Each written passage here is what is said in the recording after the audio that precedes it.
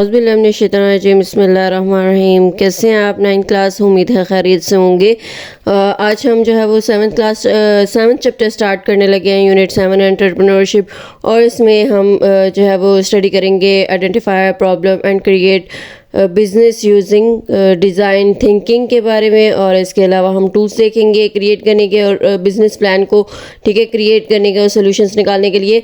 तो ये एंटरप्रेन्योरशिप में आप अगर आप बिज़नेस करना चाहते हैं या इससे रिलेटेड मतलब कोई बिज़नेस स्टार्ट करना, तो इसके लिए ये आपका जो ये चैप्टर है बहुत इंटरेस्टिंग होने वाला है। ठीक है, और इजी चैप्टर भी है और आपको हेल्प करेगा ये बिज़नेस से रिलेटेड। अगर आपको इन्फॉर्मेशन चाहिए मतलब एंटरप्रेन्योर किस तरह का होना चाहिए, इसकी कैरेक्टरिस्टिक्स क्या होनी चाहिए, उसके बेनिफिट्स और ड्रॉबैक्स क्या हैं, एंटरप्रेन्योरशिप होती क्या है, मतलब ये सारी चीज़ें। और बिज़नेस से रिलेटेड बिज़नेस में क्या चीज़ हमें करनी चाहिए, कौन कौन से स्टेप्स फॉलो करने चाहिए, ये सब कुछ यहाँ पे जो है वो बताया जाएगा। तो इसलिए अच्छे से अंडरस्टैंड करिएगा, पूरी वीडियो अच्छे से देखिएगा ताकि आपको सब कुछ समझ आ सके और फ्यूचर में भी आपको हेल्प इससे रिलेटेड जो है वो मिलेगी। तो आइए हम अब चलते हैं अपने एक टॉपिक की तरफ जिसका नाम है एंटरप्रेन्योरशिप। ठीक है, तो ये आपका जो है वो चैप्टर का नाम है और इसमें बिज़नेस रिलेटेड ही सारी इन्फॉर्मेशन आपको जो है वो दी जाएगी। तो ये आपके पास नेक्स्ट टॉपिक है। इसमें एज सच फर्स्ट पैराग्राफ के अंदर जब आपको बताया गया है कि किस तरह से आपका जो हॉबी है वो एक प्रोफेशन में कन्वर्ट हो जाती है, चेंज हो जाती है, यही आपको यहाँ पे बताई जाएगी। ठीक है, तो इसके बारे में मैं रीडिंग नहीं कर रही हूँ, जस्ट आपको कॉन्सेप्ट जो है वो दे दूँगी कि इस पैराग्राफ में जो फर्स्ट आपके पास है उसमें क्या क्या बताया हुआ। तो फर्स्ट पैराग्राफ में आपके पास जो हॉबी है वो जो है वो किस तरह से जब आप बार बार एक्सपेरिमेंट्स करते हैं, आप अपने हॉबी को करने की कोशिश करते हैं, जो स्किल्स होती हैं उससे रिलेटेड आप जो है वो बहुत कुछ सीखते हैं। ठीक है, और एक्सपेरिमेंट्स करते हैं, बार बार लर्न करते हैं, सीखते हैं और एक्सपेरिमेंट्स करने के बाद जो आपको मिस्टेक्स होती हैं उससे आप बहुत कुछ लर्न कर रहे होते हैं। ठीक है, एक्सपेरिमेंट्स कर करके तो जो आपकी हॉबी होती है वो फिर बाद में एक प्रोफेशन की शक्ल अख्तियार कर लेती है और जो प्रोफेशन होता है वो फिर आपका पैशन यानी फिर करियर में तब्दील हो जाता है। ठीक है, तो इससे जो है वो आपका जब करियर बन जाता है तो इससे बहुत से फ़वाइद आपके जो है वो हासिल होते हैं, आपको बहुत से बेनिफिट्स मिलते हैं। ठीक है, तो ये था इसका क्वेश्चन आपके पास क्या बन सकता है कि how anyone can transform his her hobby into profession. तो ये क्वेश्चन आपके पास जो है वो बन सकता है इस फर्स्ट पैराग्राफ से रिलेटेड। तो ये यहाँ पे एक्सप्लेन किया गया है इसका आंसर जो है। नेक्स्ट पैराग्राफ आपके पास क्या है कि इसमें बताया गया है कि जो आपकी हॉबी है वो with the passage of time कैसे तमाम एस्पेक्ट्स को कवर करती है। और इसमें जो बड़े टास्क बड़े जो होंगे आपके पास क्या कहते हैं कॉम्प्लेक्स टास्क होंगे उनको डिकम्पोज करेगी। डिकम्पोजिशन के बारे में अपने सेकंड चैप्टर में पढ़ा भी था कि डिकम्पोज करते हैं टास्क को स्मॉलर पार्ट्स में, स्मॉलर टास्क में। और फिर जो वो स्मॉलर टास्क होते हैं ना वो जो है वो डिफरेंट पीपल्स को डिस्ट्रीब्यूट कर दिए जाएंगे। और डिफरेंट पीपल्स को जब ये डिकम्पोज है टास्क कर रहे हैं हम, तो मतलब तोड़ फोड़ इसको कहते हैं ना, तो ये छोटे जो टास्क में डिकम्पोज हो जाएंगे तो जो छोटे टास्क होंगे वो फिर असाइन कर दिए जाएंगे। हर टास्क जो है वो असाइन कर दिया जाएगा डिफरेंट पीपल्स को। जब डिफरेंट पीपल्स को असाइन कर देंगे हम टास्क तो इजी हो जाएगा ना काम।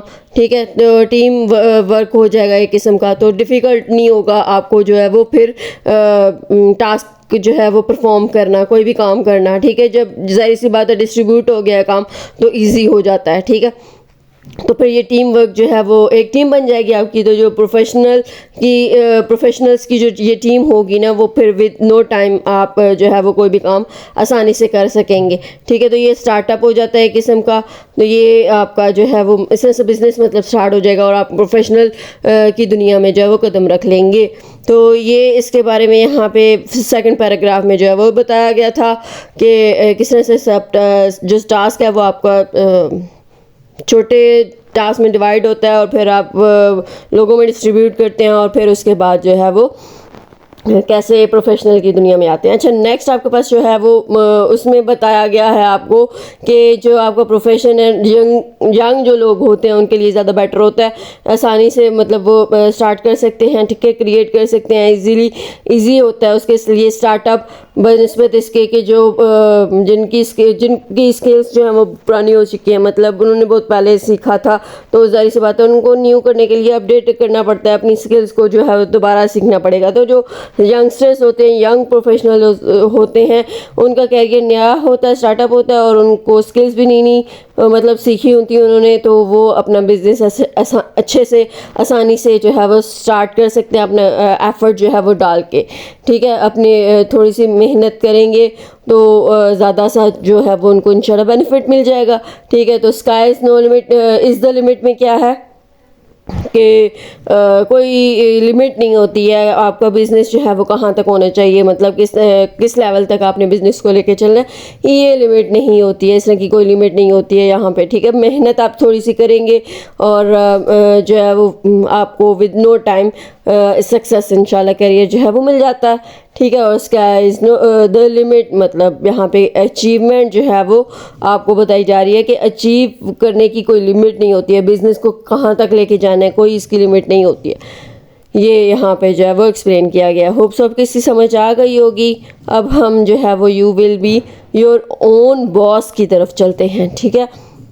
तो ये टॉपिक है आपका 7.1 topic, you will be your own boss. तो हाउएवर क्या है कि इसमें जजमेंट और जो आपके सेंस है, मतलब चाहे वो रॉन्ग है या नहीं है, you will have to use your judgement and your sense of what is right और रॉन्ग। ये राइट और रॉन्ग होने की ये सेंस जो है वो या जजमेंट जो है वो आपको ही करनी होती है, और रिस्पॉन्सिबिलिटी भी आपकी अपनी होती है, अपनी जो कम्युनिटी है कि आपका जो एथिकल एंटरप्रेन्योर है उस वो आपने रिप्रेजेंट करना, और अपनी जो कम्युनिटी है उसकी रिस्पॉन्सिबिलिटी भी आपकी अपनी होगी कि आप जो है वो अपनी कम्युनिटी को किस तरह से लेके चलते हैं, ठीक है। तो कंसेप्ट क्या है, एंटरप्रेन्योरशिप की डेफिनेशन है सबसे पहले आपके पास कि एंटरप्रेन्योरशिप जो है वो एंटरप्राइज क्रिएट करने का एक प्रोसेस होता है, जिसमें कि एंटरप्रेन्योर जो है वो एंटरप्राइज क्रिएट करने का प्रोसेस को एंटरप्रेन्योरशिप कहते हैं। इसमें इन्वॉल्व होती है कि रिस्क कैलकुलेट करेंगे विद कॉन्फिडेंस, और जो प्री डिटर्मिन आपके पास बिजनेस है और जो इंडस्ट्रियल ऑब्जेक्टिव्स हैं या जो प्री डिटर्मिन पहले से बना हुआ जो बिजनेस है वो आपने अचीव करना, और विद कॉन्फिडेंस अचीव करना, और कैलकुलेट यानी कि जो रिस्क आ रहे हैं उससे आपको भी माइंड में रखना है कि इसमें रिस्क भी आ सकता है, अप्स एंड डाउन्स भी आ सकते हैं आपके पास, तो ये भी चीज़ आपको जो है वो माइंड में रखनी होती है। तो ये होती है डेफिनेशन इसकी एंटरप्रेन्योरशिप की, ठीक है, कि आपको जो है वो रिस्क भी साथ में देखना होगा, उसके बारे में भी आपको माइंड में रखना होगा, और अचीव आपको गोल जो अचीव करना है, प्री डिटर्मिन बिजनेस भी हो सकता है, और उसमें कॉन्फिडेंस आपको साथ में लेके चलना है, कॉन्फिडेंस के साथ ये जो है वो चीज़ लेके चलनी होती है। तो इस पैराग्राफ में ये था। उसके बाद नेक्स्ट आपके पास क्या है कि जो एंटरप्रेन्योरशिप है उसकी डेफिनेशन ये, it is the process undertaken by an individual, कोई इंडिविजुअल इसको लेता है, ठीक है।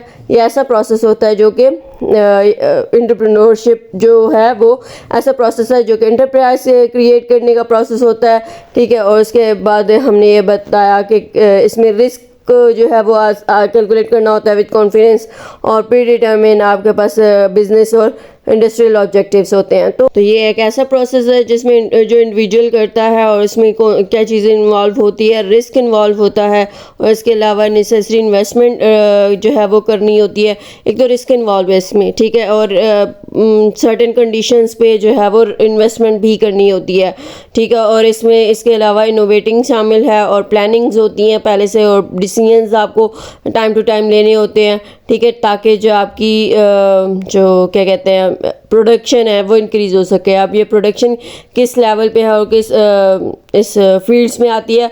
अब ये प्रोडक्शन आपकी जो इंक्रीज़ हो रही है वो एग्रीकल्चर में भी हो सकती है, बिज़नेस और इंडस्ट्री से रिलेटेड हो सकती है, ठीक है। तो इंडस्ट्रीज़ और बिज़नेस और जो आपको एग्रीकल्चर है उसमें प्रोडक्शन इंक्रीज़ करने के लिए आपको डिसीजंस लेने होते हैं और प्लानिंग करनी होती है और इन्वेटिंग और सर्टेन कंडीशंस में इन्वेस्टमेंट की भी ज़रूरत पड़ती है। तो ये जो है वो एंटरप्रेन्योरशिप कहलाती है। यहाँ तक आपका जो है वो आ जाएगा, इसकी डेफिनेशन आ जाएगी, ठीक है।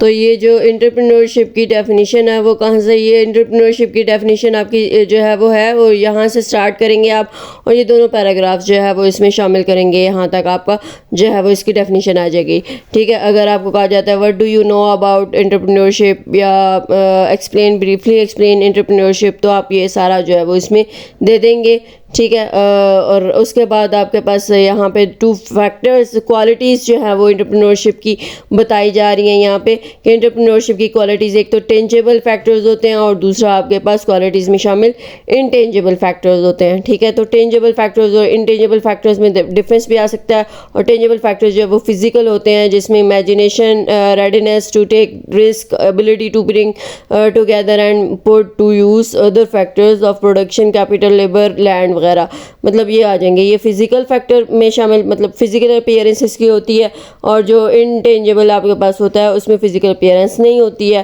ठीक है। तो इस में जो आपके पास क्या कहते हैं डिफरेंस है वो मैं आगे आपको एक्सप्लेन करती हूँ ताकि आपको अच्छे से क्लियर हो सके, ठीक है।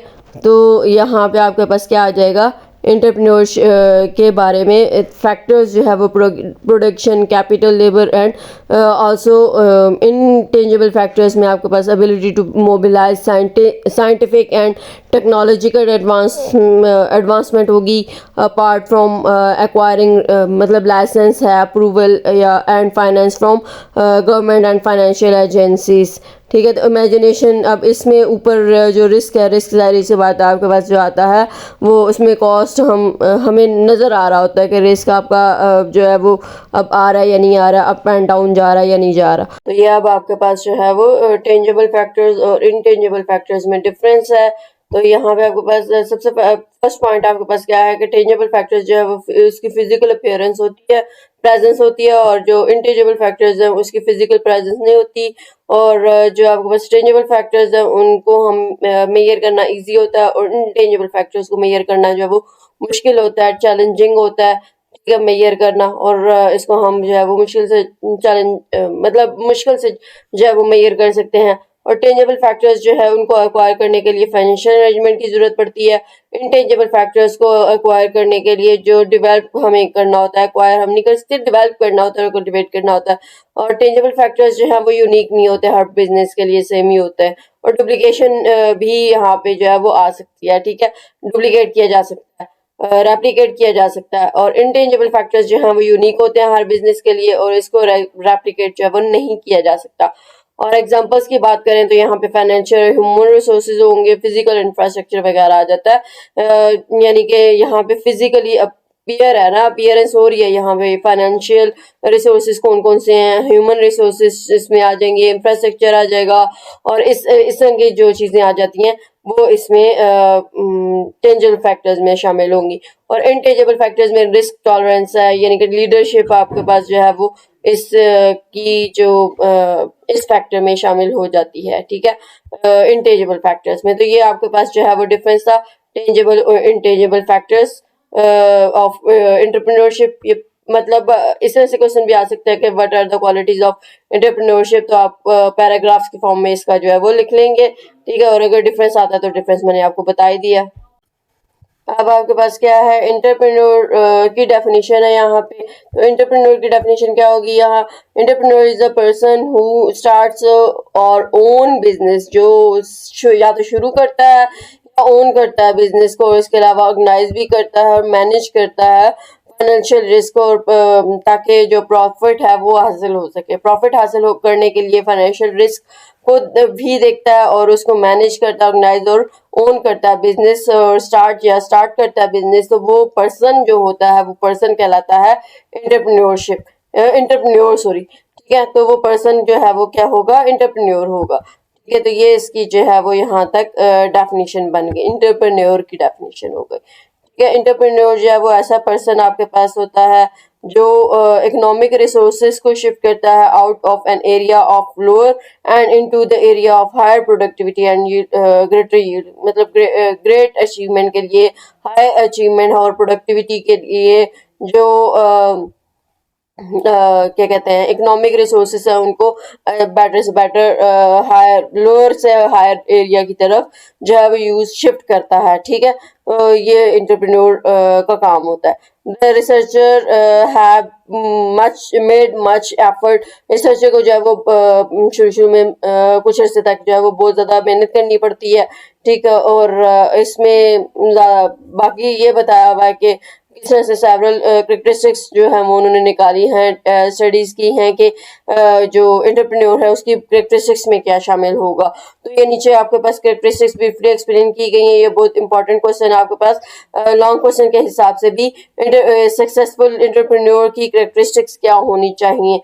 तो सबसे फर्स्ट आपके पास जो पॉइंट है वो है डिजायर फॉर रिस्पॉन्सिबिलिटी, यानी कि इसको ख्वाहिश होनी चाहिए कि रिस्पॉन्सिबिलिटी जो है वो उसकी होनी चाहिए, वो अपनी रिस्पॉन्सिबिलिटी को समझता हो कि मेरी क्या रिस्पॉन्सिबिलिटीज है, मेरी क्या जिम्मेदारियां हैं, मेरी क्या ड्यूटी है। एंटरप्रेन्योर जो है वो फील करता है deep sense of personal responsibility for outcome of ventures they start, मतलब जो भी वो स्टार्ट करने जा रहा है उसकी आउटकम के लिए उसकी रिस्पॉन्सिबिलिटी पर्सनल रिस्पॉन्सिबिलिटी बन जाती है कि इसके बारे में वो फील करता है कि ये जो रिस्पॉन्सिबिलिटी है उसकी है कि उसे रिसोर्सेज जो यूज़ करने हैं वो अच्छे से कंट्रोल वे में यूज़ करने हैं, मतलब फजूल में जो है वो रिसोर्सेज यूज़ ना करे जो इससे रिलेटेड ना हो, आपके बिजनेस का काम आने वाले हो वो रिसोर्सेज आपने यूज़ करने हैं और अचीव करना है आपका जो सेल्फ डिटरमिन आपने जो डिटरमिन किया है गोल उसको अचीव करने के लिए जो रिसोर्सेज की जरूरत है वही रिसोर्सेज यूज़ किए जाएं। ठीक है, तो ये रिस्पॉन्सिबिलिटी किसकी होती है, एंटरप्रेन्योर की होती है। नेक्स्ट आपके पास जो है वो प्रेफरेंस फॉर मॉडरेट रिस्क है। तो रिस्क के लिए भी प्रेफरेंस जो है वो एंटरप्रेन्योर की होती है कि entrepreneur are not wild risk taker, wild risk taker नहीं होता बल्कि उसके बजाय वो रिस्क कैलकुलेट करने वाला होता है। ठीक है, नेक्स्ट पॉइंट आपके पास सेल्फ रिलायंस है। सेल्फ रिलायंस क्या होगा, एंटरप्रेन्योर जो है वो मस्ट फिल मल्टीपल रोल्स, मतलब उसके जो है वो मल्टीपल रोल्स होते हैं, मल्टीपल एक्टिविटीज जो है वो एट ए टाइम परफॉर्म कर रहा होता है। ठीक है, मतलब अपनी जो उसकी कंपनीज है उसको सक्सेसफुल बनाने के लिए वो मल्टीपल काम कर रहा होता है, कामयाब बनाने के लिए जो है वो मल्टीपल रोल प्ले कर रहा होता है। ये जैसा कि स्टार्टअप के शुरू के दिनों में जो है वो हो सकता है जो रिसोर्सेज हैं उसके पास ऑब्वियसली कम होती हैं। तो फॉर एग्जांपल हमारे पास अगर वो कोई स्कूल स्टार्ट कर रहा है, कोई जो बिजनेस स्टार्ट कर रहा है एंटरप्रेन्योर, तो उसको स्टार्ट में जो है वो प्रिंसिपल के तौर पे काम करना पड़ेगा, फिर एडमिनिस्ट्रेशन लेवल पे भी वो ही एडमिनिस्टर होगा, एग्जाम सेल में भी वो ही खुद काम कर रहा होगा। ठीक है, इसके अलावा जो है वो प्रिंसिपल भी वो खुद ही है और टीच भी कोई सब्जेक्ट जो है वो खुद कर रहा होगा। ठीक है, तो इस तरह से जो ये चीज़ जो है वो आती है कि यहाँ पे वो कोई भी काम करते हुए शाय फील नहीं करता। ठीक है, डोंट फील शाय, चाहे उसे काम आता है या नहीं आता वो जो है वो रिस्पॉन्सिबिलिटी लेगा और स्टार्ट में बहुत सारे मल्टीपल रोल्स खुद ही कर रहा होगा। ठीक है, रिसोर्सेज लिमिटेड होंगी इसलिए और and up performing many jobs themselves even those they know little about, चाहे वो उसके बारे में कम भी जानता है लेकिन वो खुद जो है वो ये सारे काम अंजाम दे रहा होगा। ठीक है, ये सारी एक्टिविटीज जो है वो खुद कर रहा होगा। कारोबारी अगर मतलब बिजनेस से रिलेटेड फॉर एग्जांपल आपके पास कोई हाई लेवल का जो है वो सेल्फ रिलायंस आ जाती है और उसको चाहिए होती है, मतलब वो उसके पास होनी चाहिए सेल्फ रिलायंस काफ़ी ज़्यादा सारी, और कोई भी रिस्पॉन्सिबिलिटी के बारे में उसको शाय फील नहीं करना अपनी बिजनेस को कामयाब बनाने के लिए। और अपने बिजनेस को कामयाब बनाने के लिए उसकी जो है वो अगर मल्टीपल एक्टिविटीज़ करना भी पड़ती हैं तो वो करनी चाहिए उसे। ठीक है, और पर जो perhaps that is why many entrepreneur persist in building businesses even when other ridicule their ideas in foolish, मतलब अक्सर औकात ऐसा ही होता है ना कि बिजनेस जिसने स्टार्ट किया होता है उसको जो है वो डिग्रेड किया जा रहा होता है कि आप ये क्या कर रहे दिस एंड दैट, तो वो खुद एक्टिविटीज परफॉर्म करेगा, तो इस बारे में भी उसको जो है वो ध्यान नहीं देना चाहिए। तो इसको मतलब जहन में ना रखते हुए वो अपनी एक्टिविटीज, मल्टीपल एक्टिविटीज जो है वो परफॉर्म करता रहे। नेक्स्ट आपके पास कॉन्फिडेंस है, ठीक है। तो confidence in their ability to succeed, success के बारे में इसको कॉन्फिडेंस जो है वो बहुत होना चाहिए, यानी कि एबिलिटी जो भी वो कर रहा है वो कॉन्फिडेंस के साथ करे, चाहे उसको सक्सेस मिल रही है नहीं मिल रही है, चाहे वो कामयाबी की तरफ जा रहा है नहीं जा रहा है, लेकिन उसको जो भी काम करना है वो क्या कहते हैं उसको कॉन्फिडेंस के साथ करना है, ठीक है। आमतौर पर क्या होता है कि अपनी कामयाबी की सलाहियत जो है वो एतमाद अपने ऊपर जो है वो नहीं होता, तो अपने आप पे उसे जो है वो यकीन होना चाहिए कि जो भी वो उसने रास्ता, उसको इस बारे में कॉन्फिडेंट होना चाहिए कि जो भी उसने रास्ता चूज किया वो ठीक है, ठीक है। उस जो कैरियर उसने चूज किया वो बिल्कुल ठीक चूज किया है, और इस बारे में उसे जो है वो हाई लेवल ऑफ ऑप्टिमिज्म होनी चाहिए कि जो उसने रास्ता चूज किया वो ठीक था, और इसके बारे में वजाहत भी वो कर सके, एक्सप्लेन भी वो कर सके कि मैंने ये रास्ता क्यों चूज किया, मैंने ये चीज क्यों जो है वो चूज की है। और बहुत से अफराज जो होते हैं, चाहे उनका सक्सेसफुल एंटरप्रेन्योर हो, लेकिन फिर भी जो है वो डाउन जा रहे होते हैं, तो इस बारे में भी उसे पता हो कि एक्सप्लेन कर सके कि जो दूसरे कामयाब एंटरप्रेन्योर है, बिजनेस जिनका कामयाब जा रहा है, वो भी डाउन क्यों जा रहा है बिजनेस में अपने, तो इस चीज को भी एक्सप्लेन करने की सलाहियत जो है वो रखता हो, ठीक है। नेक्स्ट आपके पास डिटर्मिनेशन है। डिटर्मिनेशन के बारे में हम थोड़ा सा देख लेते हैं कि क्या है। Some people call the characteristics grid. अब यहाँ पे ये चीज आपके पास आ रही है ग्रिड की, तो कुछ लोग जो है वो क्या कहते हैं, कुछ लोग इसे ग्रिड कॉल करते हैं कि ग्रिड कहते हैं कि एक जो आपके पास तवील लंबे अरसे तक जारी सी बातें जा रहा होता है ना, ये चीज लॉन्ग लास्टिंग होती है, पूरी तवज्जो से आपको जो है वो करनी होती है ये चीज, और इसके बारे में इंफॉर्मेशन भी आपको ज्यादा सारी चाहिए होती है, ठीक है। और ये नहीं पता होता कि ये कामयाबी की तरफ जाएगा भी या नहीं जाएगा, ठीक है, और कितने अरसे तक जाएगा, कब इसकी कामयाबी होगी। तो इस बारे में जो है वो आपको एतमाद होना चाहिए, भरोसा होना चाहिए कि जो आप काम कर रहे हो उसको बहुत से साल भी लग सकते हैं अचीव होने में, आपकी जो गोल है वो अचीव होने में। The studies shows the grit is a reliable predictor to achieve and success, whether the goal achieves launching successful business. Successful entrepreneur जो है उसके पास हाई लेवल डिटर्मिनेशन होनी चाहिए, और हर हालात को का मुकाबला करने की सलाहियत भी होनी चाहिए, ठीक है। तो ये था इसमें। और desire for immediate feedback. Immediate feedback का मतलब क्या है कि एंटरप्रेन्योर इंजॉय करता है चैलेंजेस को, और जो बिजनेस रन कर रहे हैं उससे related, and they like to know how they are doing, और ये किस तरह से कर रहा है ये उसको पता हो, कि कॉन्स्टेंटली अपनी फीडबैक भी देखता रहे कि अब अप जा रहा है मेरा, अब डाउन जा रहा है, अगर अप जा रहा है तो मुझे इसके बाद क्या करना चाहिए, और अगर डाउन जा रहा है तो इसके बाद मुझे क्या करना चाहिए। ये फीडबैक जो है वो फिर हेल्पफुल होती है उसके लिए, ठीक है। तो फीडबैक भी उसको इमीडिएटली मतलब होनी चाहिए, पता होना चाहिए, इसके बारे में जानना चाहिए, जानने की पसंद होनी चाहिए, फीडबैक जो है वो उसको आती रहे। Feedback they receive from their business drives them to set higher standards of performance for their companies and themselves. उसकी कंपनी के लिए और उसकी जो उसके खुद के लिए जो है वो ये जरूरी चीज होती है। तो होप सो इसके आपको समझ आ गई। आगे क्रिस्टिक 7 क्या है। नेक्स्ट आपके पास 7 point high level of energy है। Entrepreneurs are more energetic than an average. जो एवरेज पर्सन होता है उससे ज्यादा एनर्जेटिक जो है वो एंटरप्रेन्योर को होना चाहिए, और होता है। जो एनर्जी जो क्रिटिकल फैक्टर्स हैं given incredible effort required to launch startup company. Company को स्टार्ट करने के लिए उसको जो है वो ज्यादा सारी एनर्जी चाहिए होती है, मतलब लंबे काफी ज्यादा टाइम उसको जो लगाना होता है, अपनी तमन्नाई बहुत ज्यादा, जो एफर्ट है वो भी ज्यादा लगानी है, और उसके अलावा टाइम जो है वो भी ज्यादा देना है, ठीक है। तो इसलिए उसको जो एंटरप्रेन्योर है उसको जो एनर्जेटिक होना चाहिए, ठीक है। जो एंटरप्रेन्योर है उसको इस काबिल होना चाहिए कि वो ज़्यादा टाइम भी लगा सके और एफर्ट भी ज़्यादा सारी जो है वो जनरेट कर सके, ठीक है, रादर देन एक्सपेक्टेशन। एक्सपेक्टेशन ये नहीं है कि उसने ज़्यादा काम किया है तो एक्सपेक्टेड वो कर रहा था कि इतना सारा काम, इतना मैंने टाइम लगाया, इतना काम किया तो मुझे अचीवमेंट जो है वो अच्छे से मिल जाएगी, नहीं, ठीक है। अचीव ज़रूरी नहीं है कि उसको अचीवमेंट उस हिसाब से मिले, तो फिर भी इस बारे में उसको एनर्जेटिक होना चाहिए कि ज़्यादा से ज़्यादा दिन ब दिन ज़्यादा ही मुझे काम करना होगा अपनी कंपनी को सक्सेसफुल बनाने के लिए। नेक्स्ट आपके पास फ्यूचर ओरिएंटेशन है। फ्यूचर ओरिएंटेशन में आपके पास क्या आ जाएगा, entrepreneur have well defined sense of searching for opportunities.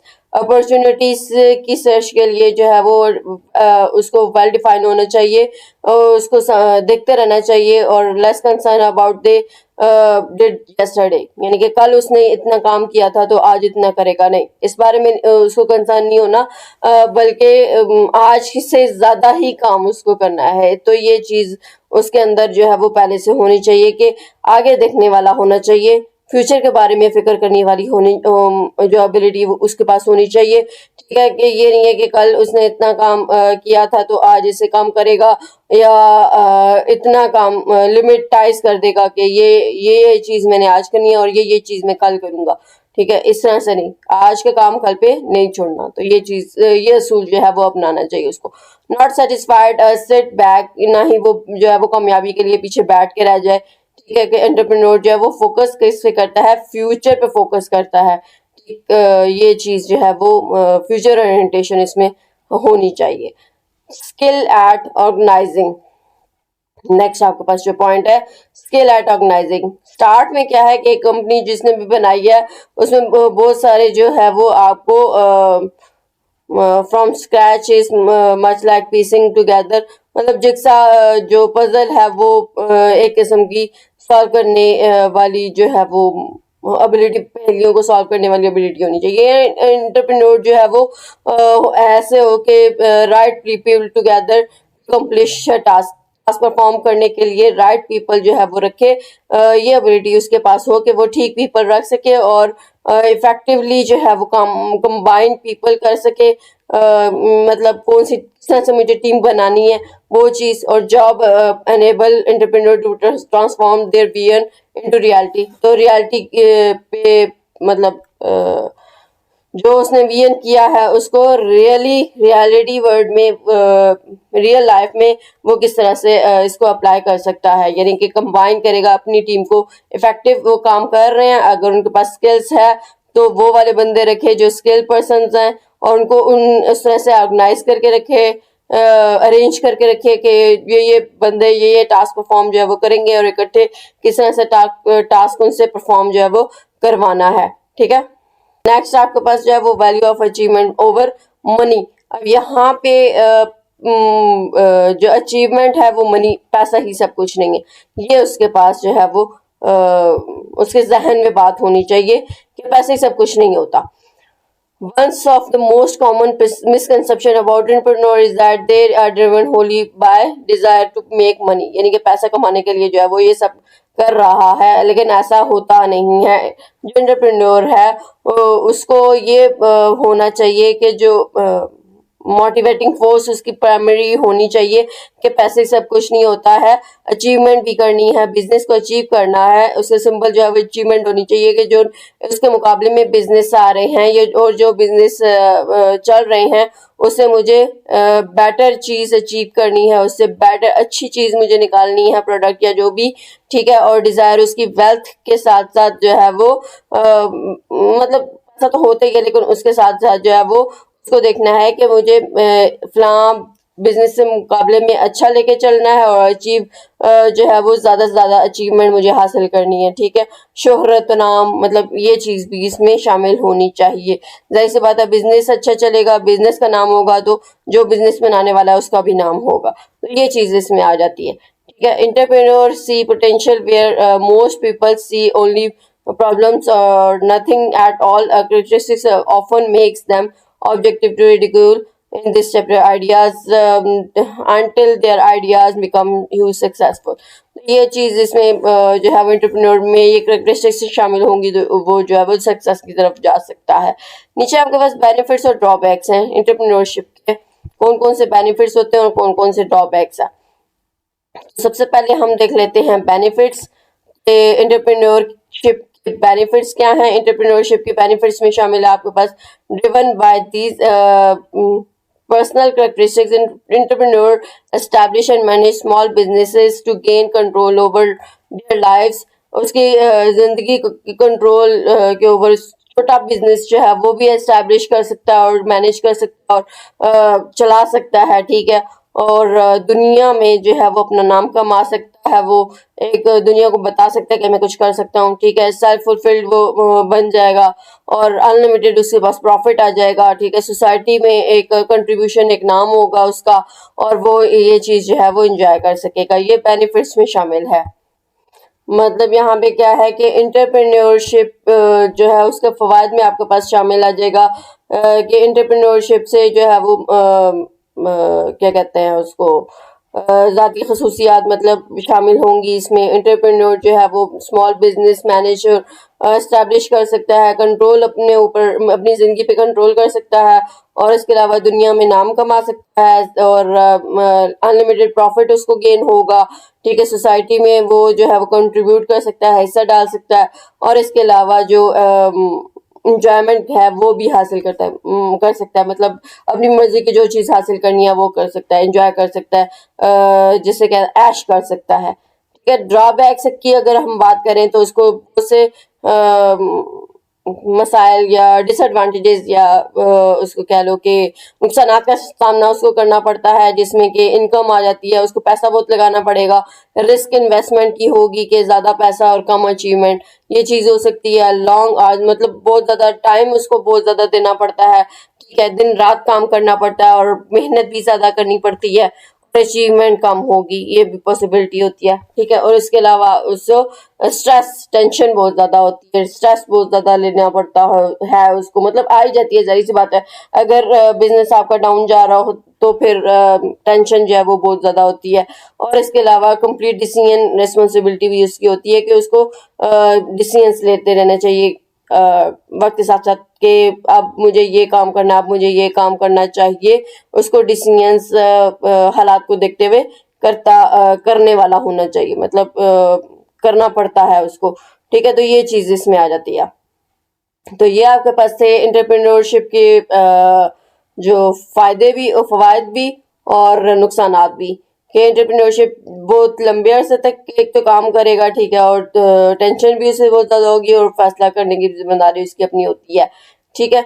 और इसी बात है, जब तक कामयाबी हासिल होती है ज़िंदगी का आधा हिस्सा जो है वो आपका तो निकल ही चुका होता है। जब जब तक आपको बिजनेस में जो है वो कामयाबी मिलती है या सक्सेस मिलती है तो ये चीज़ ड्रॉबैक्स में आ जाती है, ठीक है। तो आज तक इतना ही काफ़ी है। होप सो आपको इसकी समझ आ गई होगी यहाँ तक। अब हम क्वेश्चन बैंक सच यही हैं, फिर भी देख लेते हैं।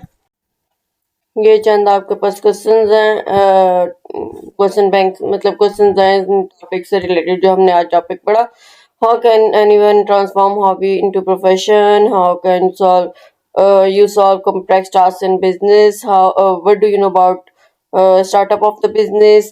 इसके अलावा एंटरप्रेन्योरशिप के बारे में आप क्या जानते हैं, एंटरप्रेन्योर की डेफिनेशन है, what are the factors of entrepreneurship, और इसके अलावा करैक्टरिस्टिक्स सक्सेसफुल एंटरप्रेन्योर की क्या होती हैं, ड्रॉबैक्स और जो बेनिफिट्स और मतलब ड्रॉबैक्स है वो क्या है, इसके एडवांटेज और डिसएडवांटेज जो हमने लास्ट टॉपिक पढ़ा वो क्या है एंटरप्रेन्योर का, वो आपने बता देना। करैक्टरिस्टिक्स जो थी आपकी इसकी एंटरप्रेन्योरशिप की, उसमें भी आपके पास सब क्वेश्चंस बन सकते हैं। कि फर्स्ट क्वेश्चन इसमें आपके पास क्या बन सकता है कि what role does risk tolerance play in the success of an entrepreneur, how can an entrepreneur balance risk taking with prudent decision making. इसके अलावा करैक्टरिस्टिक्स कौन सी होगी, बाउंस बैक, अगर फेलियर से बाउंस बैक होना हो एंटरप्रेन्योर को, और what leadership qualities are essential from for entrepreneurial success and how can he develop the skills and abilities needed to inspire and motivate others को motivate करने के लिए और inspire करने के लिए कौन सी skills उसके पास जो है वो होनी चाहिए, कैसे उसे develop करना चाहिए। और next आपके पास what role does continuous learning playing in success of entrepreneur, मतलब entrepreneur को अपडेटेड कैसे रहना चाहिए, और जो लेटेस्ट ट्रेंड या टेक्नोलॉजीज चल रही है इंडस्ट्री में, या बेस्ट प्रैक्टिस है वो कैसे करनी चाहिए, ठीक। और how do successful entrepreneur balance their passion for their business with the need to make tough decisions and, ये आपके पास चंद क्वेश्चंस थे। तो होप्स आपको इसकी समझ आ गई होगी। अब तक के लिए इतना ही। अगर आपको कोई भी कंफ्यूजन, कोई भी प्रॉब्लम किसी भी टॉपिक से रिलेटेड हो तो आप क्वेश्चंस करें, कमेंट करें, फीडबैक दें, और अपना बहुत सारा ख्याल रखें। नेक्स्ट वीडियो तक के लिए अल्लाह हाफिज़।